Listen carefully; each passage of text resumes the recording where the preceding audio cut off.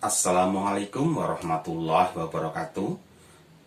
Pada kesempatan ini saya akan menyampaikan koneksi antar materi modul 1.4. Pada bagian pertama saya akan menyampaikan kesimpulan keterkaitan konsep budaya positif dengan materi pada modul 1.1, 1.2, dan 1.3.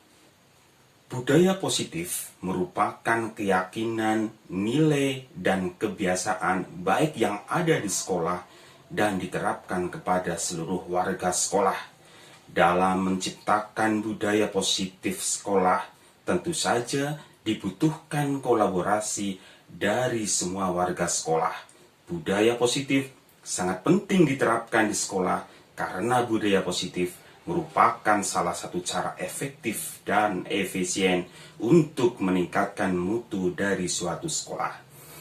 Materi budaya positif pada modul ini sangat erat kaitannya dengan materi pada modul sebelumnya, yaitu Filosofi Pendidikan Nasional Ki Hajar Dewantara, nilai dan peran guru penggerak, serta visi guru penggerak. Dari pemikiran Ki Hajar Dewantara tentang pendidikan, bahwa guru adalah teladan yang diharapkan mampu menuntun murid dengan segala kodrat yang ada pada dirinya, agar murid dapat mencapai kebahagiaan dan keselamatan sebagai manusia setinggi-tingginya.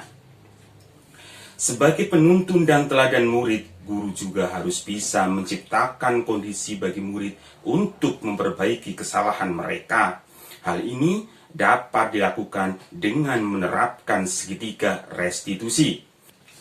Segitiga restitusi ini memiliki 3 tahapan, yaitu menstabilkan identitas, validasi tindakan yang salah, serta menanyakan keyakinan.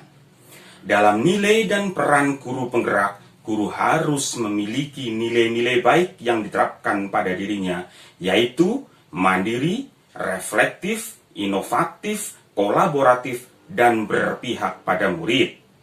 Selain itu, juga harus dapat berperan sebagai agen perubahan pendidikan yang lebih baik, yaitu menjadi pemimpin pembelajaran, menjadi coach bagi guru lain, mendorong kolaborasi, mewujudkan kepemimpinan murid, serta menggerakkan komunitas praktisi. Nilai dan peran tersebut sangat penting karena dapat sebagai pondasi dalam membangun budaya positif di sekolah menuju terwujudnya merdeka belajar dan profil pelajar Pancasila. Untuk membangun budaya positif sekolah, guru harus memiliki visi. Tentu saja untuk mewujudkan visi tidaklah semudah membalik telapak tangan. Perlu memulai dari diri sendiri, lalu melakukan kolaborasi dengan seluruh warga sekolah. Dalam hal ini, guru perlu melakukan pendekatan agar dapat memetakan kekuatan-kekuatan yang dimiliki sekolah.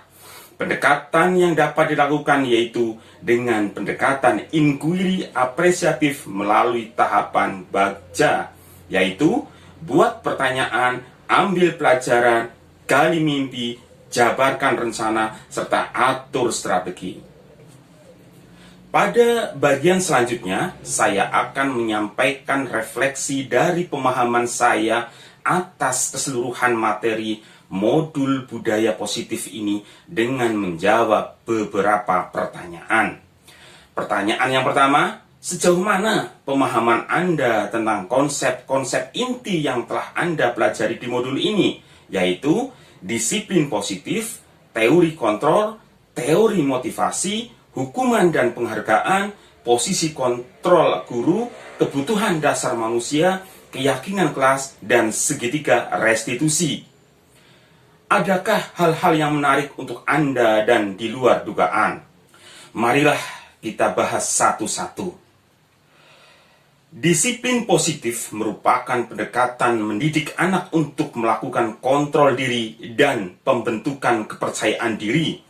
Pada teori kontrol, Dr. William Glasser menyatakan bahwa semua perilaku memiliki tujuan, bahkan terhadap perilaku yang tidak disukai. Dian Goosen dalam bukunya Restructuring School Discipline menyatakan ada 3 motivasi perilaku manusia, yaitu yang pertama, untuk menghindari ketidaknyamanan atau hukuman. Yang kedua, untuk mendapatkan imbalan atau penghargaan dari orang lain. Serta yang ketiga, untuk menjadi orang yang mereka inginkan dan menghargai diri sendiri dengan nilai-nilai yang mereka percaya. Alfikon mengemukakan baik penghargaan maupun hukuman adalah cara-cara mengontrol perilaku seseorang yang menghancurkan potensi untuk pembelajaran yang sesungguhnya. Menurut Kohn, secara ideal tindakan belajar itu sendiri adalah penghargaan yang sesungguhnya. Melalui serangkaian riset dan berdasarkan pada teori kontrol Dr. William Gleiser, Dian Goosen berkesimpulan ada 5 posisi kontrol yang diterapkan seorang guru, orang tua, ataupun atasan dalam melakukan kontrol, yaitu pertama, penghukum, kedua, pembuat rasa bersalah, ketiga, teman, keempat, pemantau, dan kelima, manajer. Menurut Dr. William Gleiser, ada 5 kebutuhan dasar yang mendasari perilaku manusia. Yang pertama, bertahan hidup. Yang kedua, kasih sayang dan rasa diterima. Yang ketiga, penguasaan. Yang keempat, kebebasan. Dan yang kelima, kesenangan. Keyakinan kelas adalah nilai-nilai kebajikan atau prinsip-prinsip universal yang disepakati bersama, yaitu guru dan murid dalam kelas tersebut secara universal, lepas dari latar belakang suku, negara, bahasa, maupun agama. Keyakinan akan lebih memotivasi murid dari dalam atau memotivasi secara intrinsik. Murid akan lebih tergerak dan bersemangat untuk menjalankan keyakinannya daripada hanya sekedar mengikuti serangkaian peraturan. Segitiga restitusi adalah proses kolaboratif yang mengajarkan murid untuk mencari solusi dari masalah dan membantu murid berpikir tentang orang seperti apa yang mereka inginkan dan bagaimana mereka harus memperlakukan orang lain yang dilakukan dengan 3 tahap. Yang pertama, menstabilkan identitas. Yang kedua, validasi tindakan yang salah. Serta yang ketiga, menanyakan keyakinan. Pada pertanyaan yang kedua, yaitu perubahan apa yang terjadi pada cara berpikir Anda dalam menciptakan budaya positif di kelas maupun sekolah Anda setelah mempelajari modul ini? Setelah saya mempelajari modul ini, saya yakin bahwa untuk membangun budaya positif di kelas atau di sekolah harus melibatkan murid dalam perencanaan hingga pelaksanaannya. Sehingga dengan keyakinan kelas atau sekolah yang diyakini bersama ini, maka akan berdampak positif untuk mewujudkan kelas atau sekolah yang aman dan nyaman. Pertanyaan yang ketiga, pengalaman seperti apakah yang pernah Anda alami terkait penerapan konsep-konsep inti dalam modul budaya positif, baik di lingkup kelas maupun sekolah Anda? Dulu, ketika belum ada keyakinan kelas terkait penggunaan handphone saat pembelajaran, terkadang saat pembelajaran masih ada murid yang bermain handphone. Ketika saya dan murid sudah membuat keyakinan kelas bahwa saat pembelajaran IPA, murid hanya boleh menggunakan handphone atas seizin guru dan hanya digunakan untuk kepentingan pembelajaran, alhamdulillah, sekarang murid-murid pun patuh untuk melaksanakan keyakinan kelas tersebut dengan perasaan nyaman tanpa tertekan. Pertanyaan yang keempat, bagaimanakah perasaan Anda ketika mengalami hal-hal tersebut? Perasaan saya menjadi sangat yakin bahwa keyakinan kelas sangat efektif untuk membangun budaya positif. Selain itu, saya juga yakin bahwa guru yang bertindak sebagai manajer dapat memberikan kesempatan kepada murid untuk mempertanggungjawabkan perilaku dan menemukan solusi atas permasalahannya. Pertanyaan yang kelima, menurut Anda terkait pengalaman dalam penerapan konsep-konsep tersebut, hal apa sajakah yang sudah baik? Adakah yang perlu diperbaiki? Terkait dengan pengalaman dalam penerapan konsep-konsep hal yang menurut saya sudah baik, yaitu telah terciptanya budaya positif terkait penggunaan handphone saat pembelajaran IPA dengan nyaman tanpa tekanan. Sedangkan hal yang perlu diperbaiki adalah terkait dengan waktu pembuatan keyakinan kelas. Sebaiknya waktu pembuatan kelas dibuat bersama dengan murid pada awal tahun pembelajaran.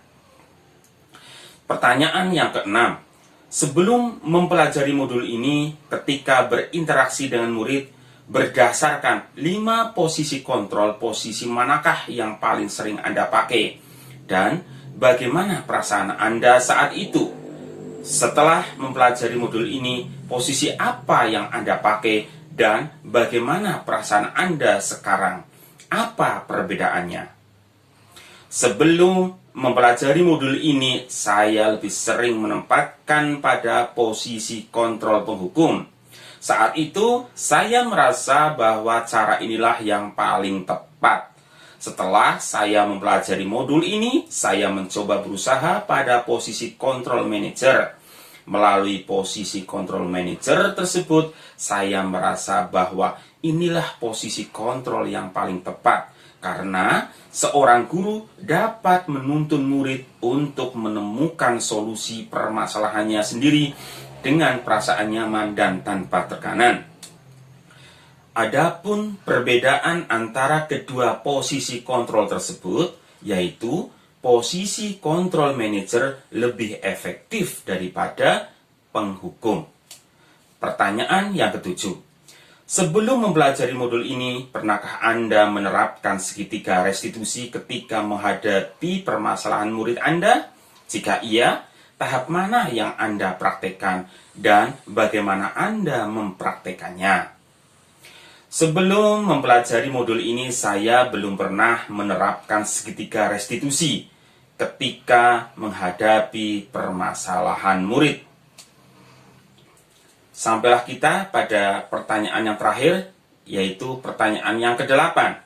Selain konsep-konsep yang disampaikan dalam modul ini, adakah hal-hal yang menurut Anda penting untuk dipelajari dalam proses menciptakan budaya positif baik di lingkungan kelas maupun sekolah? Menurut saya, konsep yang ada dalam modul ini sudah lengkap dan mudah dipahami. Semoga saya bisa menerapkan ilmu yang ada di modul ini dalam pembelajaran. Terima kasih. Wassalamualaikum warahmatullahi wabarakatuh.